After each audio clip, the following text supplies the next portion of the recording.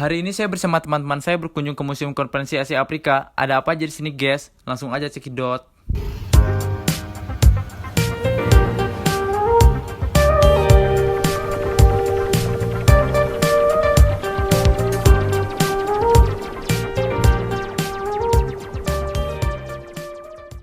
Ini merupakan gambaran suasana pada pembukaan Konferensi Asia Afrika. Dibuka langsung oleh Presiden Soekarno dengan pidato yang berjudul Lahirkanlah Asia Baru dan Afrika Baru. Di belakangnya yaitu mereka adalah para kepala negara yang tergabung di 5 negara sponsor atau negara yang mendukung terselenggaranya Konferensi Asia Afrika. Ini adalah kursi dan meja rotan yang dipakai oleh Pak Ali Sostroamidjojo ketika beliau menyambut pangeran dari Kamboja. Usia kayak 67 tahun.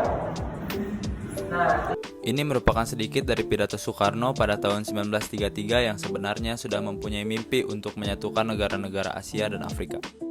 Ini adalah foto-foto yang menggambarkan kondisi dunia internasional sebelum diadakannya Konferensi Asia Afrika. Salah satu alasan mengapa ada konferensi ini adalah karena masih adanya kolonialisme dan masih ada praktik diskriminasi ras di negara-negara Asia dan Afrika.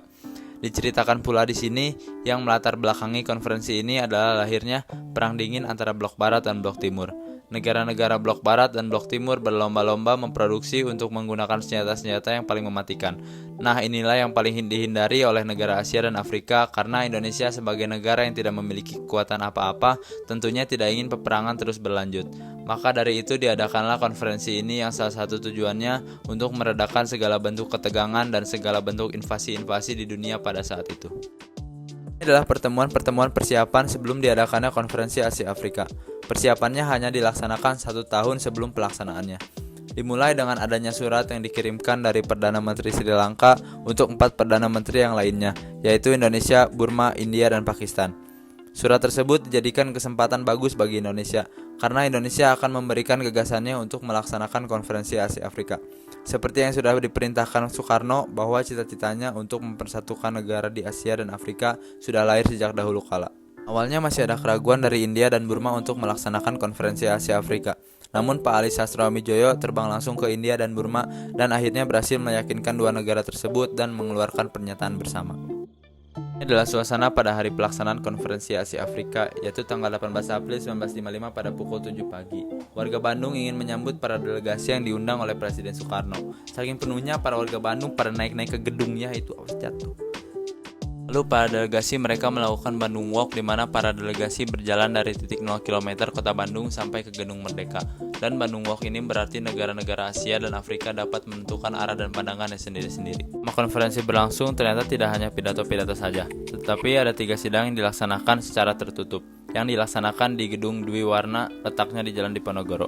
Sidang pertama yang dilaksanakan adalah sidang komite politik yang diketuai secara langsung oleh Bapak Ali Sostroamidjojo. Sidang kedua yang dilaksanakan adalah sidang komite ekonomi dan diketuai oleh Menteri Perekonomian yaitu Bapak Ruseno. Sidang terakhir yang dilaksanakan di KAA yaitu sidang komite kebudayaan. Sidang ini diketuai oleh Muhammad Yamin. Ini merupakan suasana di luar sidang. Banyak sekali kegiatan yang dilakukan di luar sidang, tidak melulu tentang konferensinya. Banyak sekali kegiatan kebudayaan, kegiatan kuliner, ada pameran batik yang dilaksanakan 1 minggu full di Jalan Naripan, pagelaran musik, sholat Jumat berjamaah, ada paduan suara sebanyak 1.000 siswa di Taman Tegalega untuk menyanyikan lagu wajib nasional. Ya, jadi sini kita mau ke Gedung Merdeka, kita ikutin aja namanya apa sih? Kayak pokoknya itu lah guys yang komen di bawah.